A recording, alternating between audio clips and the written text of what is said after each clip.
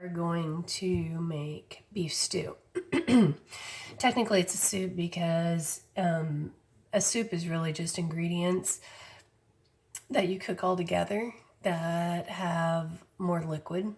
Okay, a casserole has less liquid, but basically the same. And you're going to see this with beef stew. Beef stew isn't all that different than my pot pie, except how it's cooked. Okay, so I have everything already chopped up and ready to go.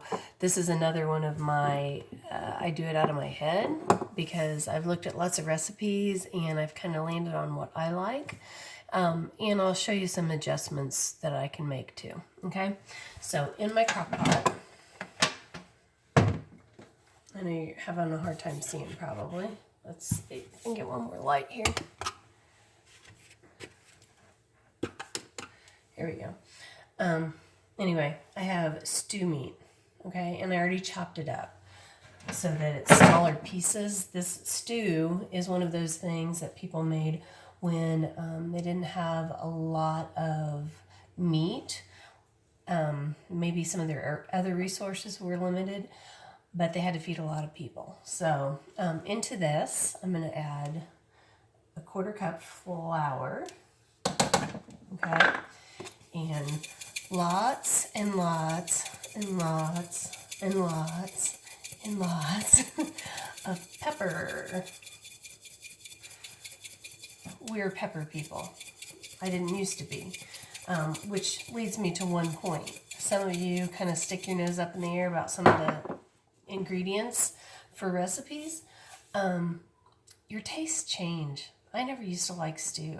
Okay, I never used to like pepper. I never used to like broccoli or asparagus.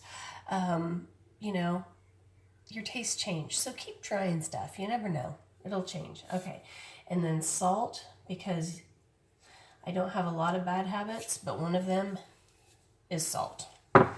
And I like cooking with the red pepper flakes. So I'm going to put just a few of those in there, so it has just a little bit of spice, but not a lot, okay? And then I'm just, wrong one. I'm just gonna mix all that up so the meat is coated. Obviously, stew, because I put the flour in here, is going to be a little thicker. And that thickening agent for this is flour. Which brings me to another point about soups, and that is that thick soups have a thickening agent. So what I made the other day, the white chili, okay, the thickening agent for that was really the sour cream and the cheese. Okay, there wasn't a lot of liquid in there, and what was there kind of got absorbed, and so it became this creamy, thicker type of soup. Plus, the beans leave starch, so starch also thickens stuff. Another thing that you can use, and I do this at the very end, about an hour before I'm going to serve, maybe 2 hours in the crock pot. I love my crock pot. I'd rather cook in the crock pot any day. But is barley. Barley is a grain, and I actually have to get this at the Amboy Market. So an Amish market is about the only place you can get it. I can hardly ever find it in a grocery store. But this is actually what's in canned, like Campbell's vegetable soup, is barley. Gives it a little bit of different flavor. But grains like barley, rice, pasta, they all absorb liquid. Sorry, it's morning. I'm not awake yet. But I'm doing this because I'm going to go work at my daughter's house all day. So, barley at the end. So I have this in here. Sometimes I brown it in a skillet first, but I'm not doing that today. I already have all my vegetables chopped up because I had a zucchini, and I need to empty out my vegetable drawer before grocery shopping on Friday. I chopped up this zucchini. I chopped it up really fine. Maybe my husband won't know the difference between zucchini and potatoes. He probably will. And he'll probably say something, okay? So I have one zucchini that I chopped up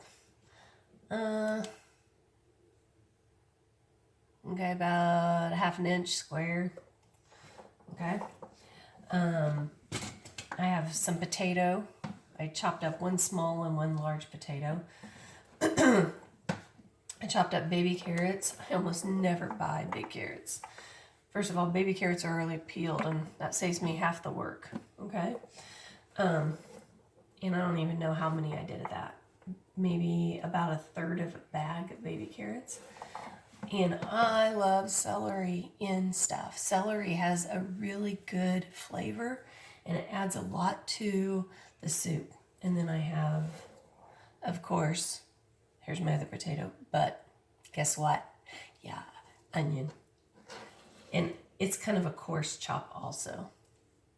Okay, I made it a little bigger because beef stew has bigger vegetables. If I were making vegetable soup, which has the same ingredients, okay, I'd use more liquid and smaller cut vegetables. Okay, so all I'm gonna do is kind of stir this up a little bit. I'm gonna I have to go to the store and get some of this, run into Dollar real quick. But I need some stewed tomatoes, diced stewed tomatoes. I'm gonna put that in. I'll put in about a cup of water with a bouillon cube, a beef bouillon cube. Let it cook all day.